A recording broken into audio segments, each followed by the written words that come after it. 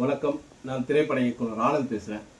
ஏன்னா விஜய் டிவியில் நடக்கிற பிக் பாஸ் நிகழ்ச்சி மக்கள் நிறைய பேர் பார்க்குறாங்க, கோடிக்கணக்கான மக்கள். அவங்களே ஓட்டு போட வைக்கிறாங்க. ஆனால் வந்து ஓட்டு போட்டு சரியான நபரை தான் நீங்கள் வந்து வெளியில் எடுக்கிறீங்களான்றது நிறைய பேருக்கு சந்தேகம் இருக்குது.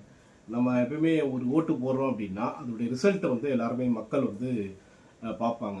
இப்போது தமிழ்நாட்டில் எலெக்ஷன் நடக்குதுன்னா அந்த ஓட்டு கவுண்டிங் வந்து கடைசியாக வந்து இவங்க கம்மியாக வாங்கியிருக்காங்க, இவங்க வெற்றி பெற்றிருக்காங்கன்னு அது வந்து எல்லாருக்குமே காட்டுவாங்க. அந்த மாதிரி பிக் பாஸ் ஏன் வந்து காட்ட மாட்டாங்க? இவங்க இவ்வளோ கம்மியாக ஓட்டு வாங்கியிருக்காங்க, அதனால இவங்க வந்து வெளியேற்றுவோம் அப்படின்றது ஏன் வந்து மக்களுக்கு வந்து காட்டணும் இல்லையா?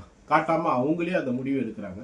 அப்போ அந்த முடிவு எடுக்கும்பொழுது அது வந்து தவறாக இருக்குது, சில பேருக்கு ஃபேவராக வந்து அந்த முடிவு எடுக்கிறாங்களோ அப்படிங்கிற சந்தேகம் இருக்குது. ஏன்னா இது எதுக்காக இது சொல்கிறேன்னா, அண்ணன் விஜய் சேதுபதி அவர்கள் வந்து இந்த ப்ரோக்ராமில் இருக்காங்க.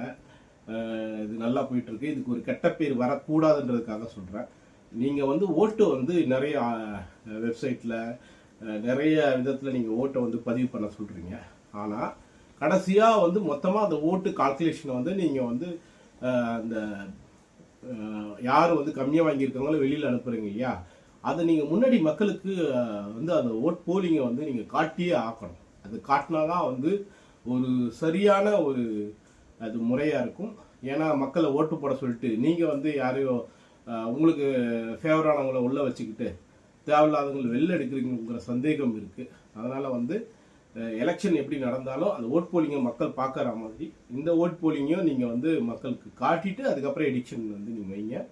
அது நியாயமாக இருக்கும். சரிங்களா? நன்றி, வணக்கம்.